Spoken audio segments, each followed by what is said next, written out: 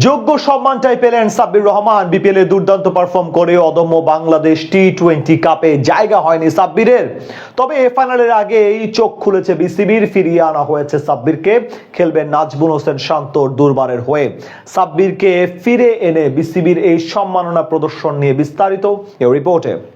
সাব্বিরের সাথে অবিচার হয়েছে। চাইলে বিসিবি বাকিদের মতো তাকে একটি সুযোগ দিতে পারতেন।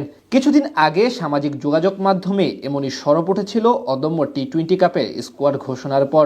কিন্তু এবার টনক নড়েছে বিসিবি ও নির্বাচকদের।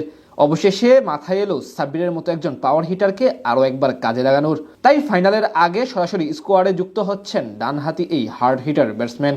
বাংলাদেশের ক্রিকেটে এ যাবৎকালে সবচেয়ে বড় প্রতিভার আবিষ্কার হলেন সাব্বির রহমান। অপার সম্ভাবনা ও সামর্থ্য নিয়ে আন্তর্জাতিক ক্রিকেটে পা রেখেছিলেন তিনি। 2017 সালে বাংলাদেশে খেলতে এসে সাব্বিরকে বিরাট কোহলির সঙ্গে তুলনা করেছিলেন অজি কিংবদন্তি স্পিনার নাথান লায়ন। 2016 থেকে 2020 সাল পর্যন্ত নিজের প্রতিভার ঝলক দেখিয়ে সবার মন জয় করে নিয়েছিলেন এই পাওয়ার হিটার। তার হাঁকানো বিশাল বিশাল ছক্কা এখনও চোখে ভাসে ভক্ত ও ক্রিকেট ফ্যানদের। সেই সাব্বির রহমান জাতীয় দলের বাইরে আছেন দীর্ঘদিন ধরে।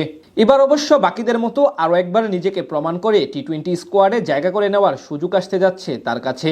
প্রথমবারের মতো 3 দলের অদম্য টি-20 কাপ টুর্নামেন্টে টিম দুর্বারের স্কোয়াডে ডাক পেলেন তিনি। ফাইনালে লিটন কুমার দাসদের টিম ধূমকেতুর বিপক্ষে মাঠ মাতাতে দেখা যাবে তাকে। বিশ্বকাপের বদলে আয়োজিত হওয়া এই টুর্নামেন্টে 3 দলের মধ্যে দুর্বারের স্কোয়াডে সুযোগ পেয়েছিলেন জাতীয় দল থেকে বাদ পড়া সব ক্রিকেটাররা। সেখানে শুরুতে সাব্বিরের না থাকা নিয়ে বেশ ভালো আলোচনা হয় বিসিবির বিপক্ষে। তবে এবার ফাইনালের পূর্বে তাকে সংযোজন করা হলো স্কোয়াডে। গেল বিপিএলে মোটামুটি ভালোই পারফরমেন্স করেছিলেন তিনি। যদিও ঢাকা ক্যাপিটালসের হয়ে অধিকাংশ ম্যাচে তাকে ব্যাট করতে হয়েছে ফিনিশার বা লোয়ার অর্ডারে।